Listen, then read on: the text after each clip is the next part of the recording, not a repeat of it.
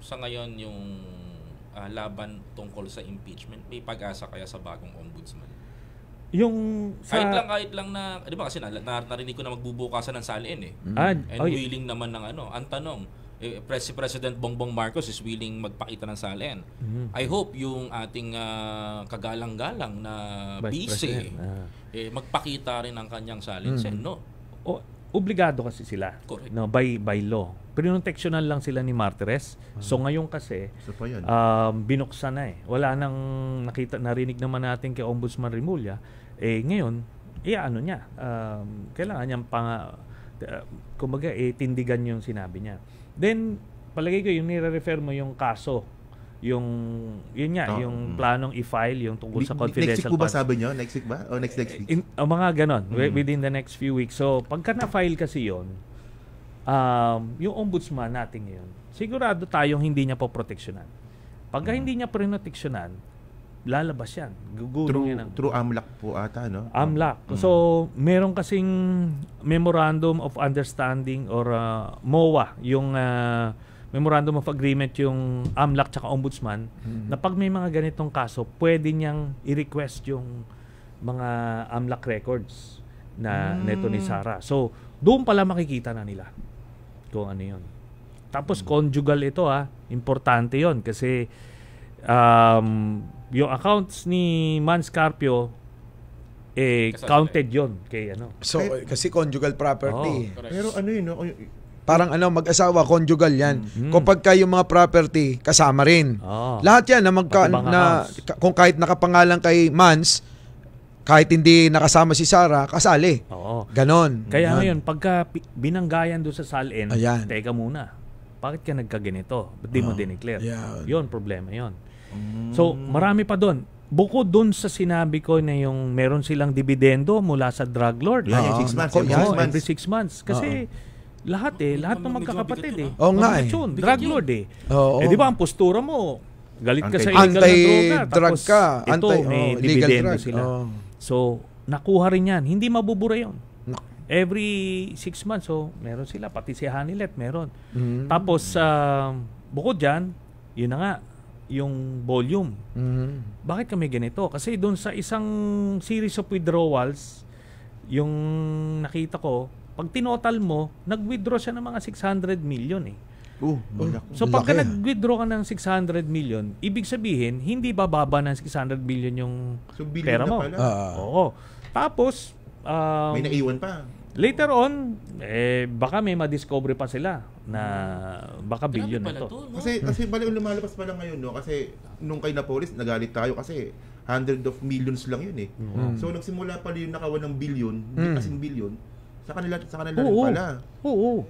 Kasi di ba nung kita mo lang itong, speaking of, ito na, yung mga flood control. Flood control, billion yan, trillion nga po ata. Itong flood control, 51 billion sa distrito pa lang ni Pulong. Kita mo? Sa distrito. Hindi may paliwanag yan. Hanggang ngayon, hindi pa rin sinasagot. Yun na nga yung pinakang mataas. Kaya nga sabi ko doon sa ICI, teka muna, doon ka sa pinakamalaki. Di ba hindi yung, ito yung pumutok, okay na yan kasi nakasuhan na eh. Pero kayo, ICI, dapat doon kayo, simulan nyo sa simula. 2016 dapat makikita nila yan.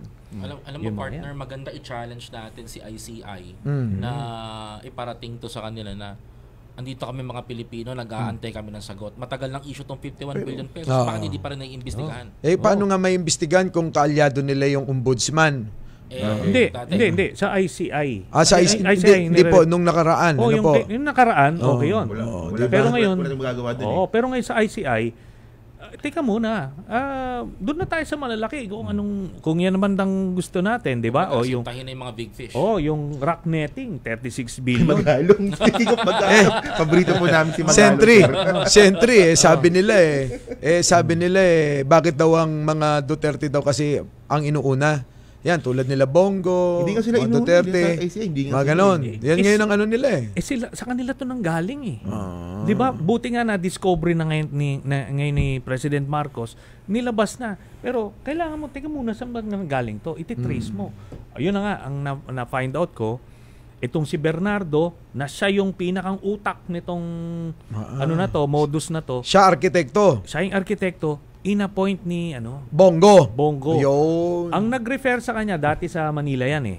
City engineer. Dati rin siyang DPWH nung nag-mayor si Erap, nag-city engineer siya. Ngayon nung nanalo si Duterte, ni-refer siya ni Jinggoy kay Ipe, kay Philip Salvador na ipa-appoint kay Bongo. Si Bongo ngayon. Si Bongo ngayon in-appoint siya 2017 sa DPWH. Kaya siya ngayon yung kumamada ng modus. Kaya ngayon ang pinapakinggan ko, inaabangan ko itong Bernardo dun sa kanyang testimony. Hindi sinasabi itong mga ito. Alam mong siya talaga yung nasa likod. Kaya sinabi nga ni Ombudsman Boying di ba na pinoproteksyonan ng mga testigo itong si Bongo. Pero kasi Sentry, ang usapin kasi dito, billion So, plunder case po ito. So, non-bailable case. Dapat po ganun. So, alam naman po natin, sabi ng ICI na posibleng magkaroon na po ng kaso. Mga next few weeks. Pero sabi nila, meron na daw silang kakasuhan. Congressman So, ibig sabihin po pala nun, kapag nag-proceed yung kaso kanila, sila yung main suspect, makukulong sila. Ganun na nga mangyari. Parang kagaya lang doon sa Napoles scam na inabot yung 3 senador. So, ibig sabihin, mababalik na naman itong 2 senador. Si Rebilla at si Jinggoy, di ba? Galing na sa loob yan. Yun. Magkakosa. Yun ang nakakalungkot. Kasi supposed to be, pagka nakatikim ka na ng kulong, dapat magbago ka medyo liliwanag na yung pag-iisip mo. Ganito pa ulit Pero yun ang maiba ako. Kasi sa dami ho ng mga naririnig namin na galing sa'yo, at marami na rin naniniwala na tao na nakukonvert na nakikita ko, sinasabi nila totoo pala lahat yung in-expose ni Senator Trillanes noon. Hindi pala totoo yung sinasabi nila na kung ano-ano daw tinatawag sa iyo noon, di ba? Basher ako niyan. Basher. Basher din ako. Di ba? Kasi Sen, talagang luto ka Magaling sila doon Sabi ko nga magaling silang manlin lang ng isipan ng tao. Magaling silang mambulag ng mga Pilipino. Mind conditioning. Magaling silang paglaruan yung damdamin ko noon. Pero hindi ako nadala, Sen. Ako lang yata sa magkakaibigan hindi naniwala. Idol kita noon Thank you. Pero eto yung tanong, hindi yun. Ang tanong, sabi nung mga DDS, meron pa raw ba? Naniniwala. Kilala ko yan. Di ba? May isang dating PACC yan sa PACC na may naniniwala pa daw ba? May naniniwala pa raw sa mga sinasabi mo. Sagot namin, tignan natin kung sino. Nag-post nga kami noon, nakababasa ko Ewan ko kung nababasa nyo. Alam mo, exciting yung question mo na yung partner na ipasagot kay former Senator. Ayun nga kanina ko pa inaantay na magkaroon ng pagkakataon para maitanong. Bulong ba natin? Bulong ba natin? Wag na, alam na ng tao yan Bulong natin. Kasi sabi niya kung may naniniwala pa daw ba sa inyo. So, pinakaalat nila yon sa community nila and yung mga tao nakinig doon. Parang ngayon, agitated sila. Bumalik na naman yung salitang trilili, sundalong kanin. Binanata ka na naman ng ganon. Ang tanong dito, Sen, para sa'yo, gaano kahalaga ang naging trabaho niya during the FAST administration? Magrekobele ka ba? Wala. Sino ba yun? Kilala ba yun? Hindi makilala yun PACC, sinabi nyo Tumakbo bang senador yun? Ano ba yung posisyon niya? Anti-corruption ba? Chairman, PACC chairman dati.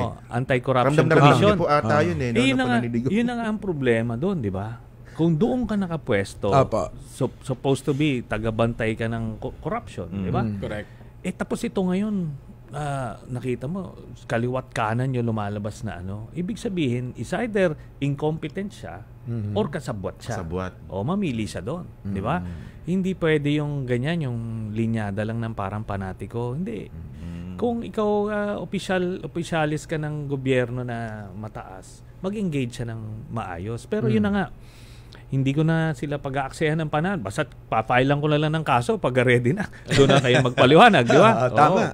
Alam mo, nung partner, nung panahon ni former President Duterte, si Belica yung pinaka matunog na pangalan na sumusugpo sa korupsyon, may dala pang ano yan, action man. Putya, pagpasok ngayon. Sa radyo tayo. Mga pala, sorry. Grabe, sorry. Nasa radyo tayo. Grabe pagdating ngayon, ito na, partner. Ito na. Lumabas na yung corruption sa dating administrasyon. Pagtapos ng dating ngayon naman, nakita na natin, tapos sasabihin niya ngayon sa publiko na, naniniwala pa ba kay Sunny Trillanes? Ito yung resibo. Ang tanong nga nung kasama naming vlogger nandiyan sa labas, si Sangkay, ang paborito niyang basher no? Si Sangkay, partner. Basher ni Greco.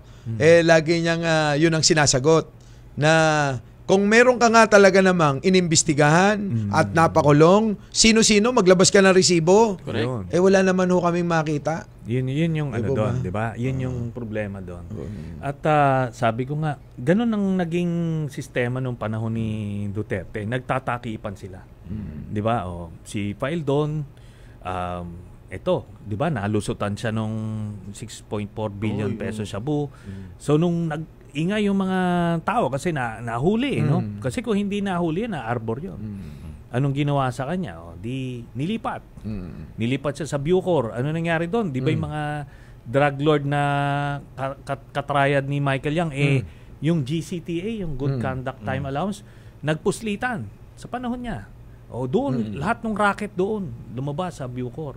Na-discovery, di sinipa ulit. Dinala naman siya kung saan. Kumaga, hindi ganoon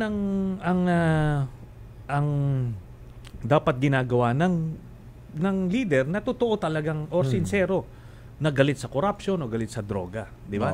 Dapat talagang kasuhan mo, ipakulong mo yan. Actually, kasi halos lahat naman sila mula sa pinakamataas kay dating Pangulong Duterte, ganun din puro lang salita, pero para bang iba yung sinasabi sa nangyayari. Correct. So yun talaga yung obserbasyon ko noon. Bakit ganito? Parang yung sinasabi nung presidente at yung pinangako ng presidente, iba yung naging resulta at iba yung nangyayari. Yun talaga. Yun ang pinakamadaling explanation dyan minsan, may napansin ako sa sagot ni Sentry about kay Greco Kung paano niya dinescribe si Greco, parang gano'n niya rin dinescribe si Magalong.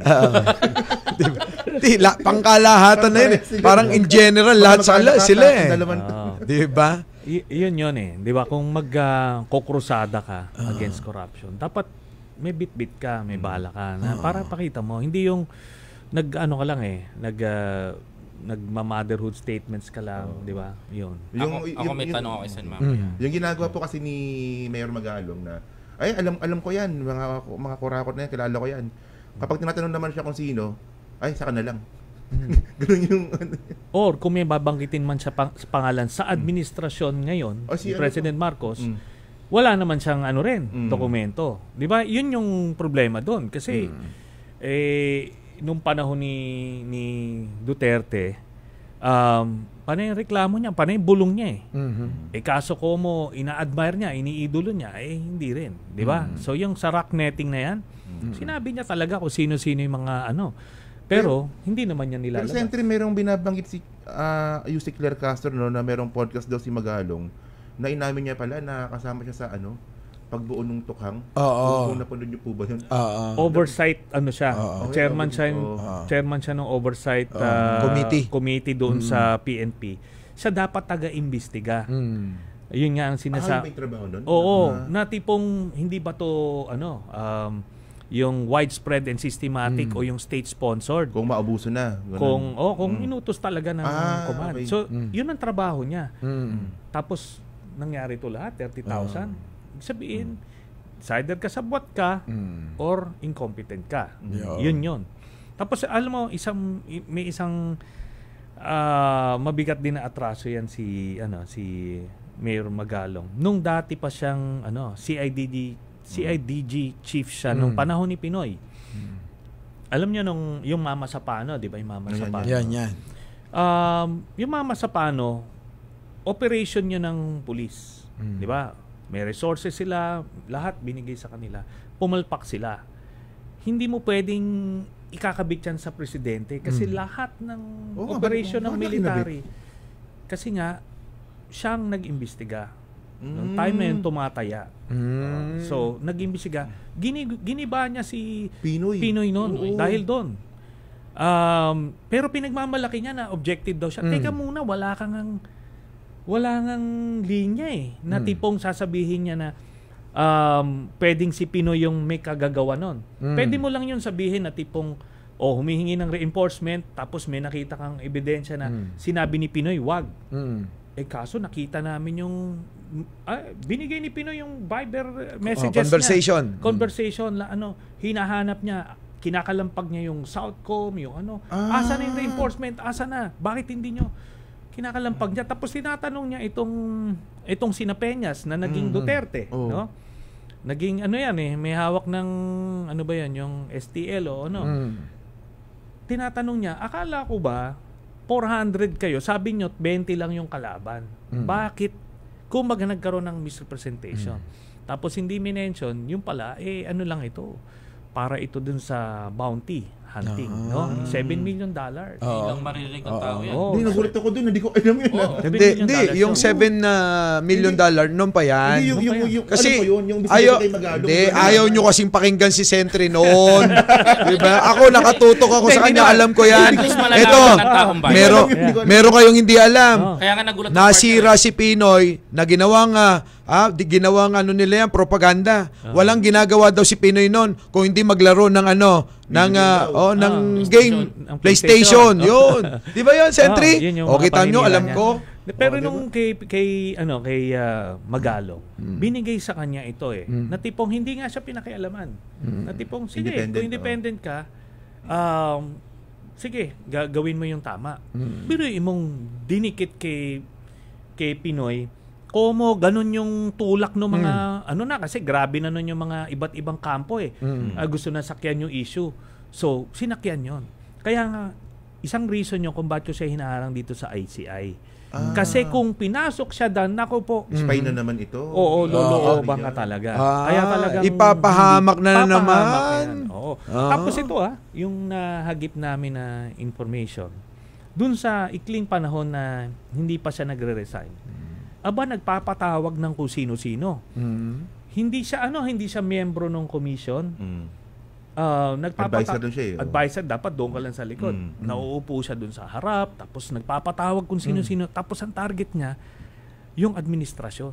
Nagbida-bida nga Oo, Sentry. hindi talagang tinatanong kung anong diretso kung saan. Basta may mali siya doon sa doon sa investigasyon. Yun ang problema doon. Yun na yung pinapalabas nila ngayon. Kaya daw tinanggal si Magalong. Hindi naman tinanggal siya. Siya yung nag-resign. Yung ginagawa niya, yung pahayag ni Yusek Lair na daw yun, parang binabastos daw yata siya o para bang yun na rin yung ibig sabihin nun, natatanggalin na siya. Siguro nagpauna na. At saka Sentry. At saka Sentry may lumabas na issue na may tinanggap siyang alok sa mga nagbabalak na agawin ng pwesto ng sa junta. So, doon sa mga usap-usapan, kasama siya doon sa Transition Council yung sinasabi. Tapos, pagka nasa mga private conversations, ang panawagan niya hindi maganda. Kaya talagang maraming dahilan kung bakit hindi siya dapat kasama doon sa ICI. Sen, may importante akong tanong sa'yo. Kasi gusto ko klaruhin mo to sa taong bayan. The last time, habang nagsasampa ka ng kaso ng plunder cases kay Senator Bongo and former President Duterte, may sinabi si Senator Go laban sa'yo na ang sabi niya, meron daw mga tao o kontraktor na nasa likod mo. Kaya ka daw, the word is putak ka daw ng putak ng ganyan. Okay, ganito, no? Sentry, bago natin sagutin, break muna tayo. Magbabalik po kami. Magbabalik ang The Big B. Kasama po si Sentry. Sa ilang saglit lang po. Alright.